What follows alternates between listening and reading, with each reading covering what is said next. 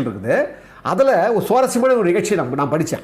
அப்போ சொல்லுவார் அவர், நாங்கள் வந்து ஷூட்டிங்கில் எடுக்க இந்த முறுக்கு இந்த மாதிரி சீடைகளெல்லாம் சாப்பிட்றாங்கல்ல, இந்த நொறுக்கு திணி சொல்லுவாங்களே, அதெல்லாம் எனக்கு சாப்பிட்ற பழக்கம் உண்டு. நான் ஒரு நாள் என்ன பண்ணேன், யார் ஏவிஎம் சரவணன் சொல்கிறாரு, ஒரு நாள் நான் என்ன பண்ணேன், அந்த நொறுக்கு தீனியை வந்து நான் படப்பிடிப்பில் சாப்பிட்டுட்டு இருந்தேன். சாப்பிட்டுருக்கும்போது எம்ஜிஆர் வந்தார்.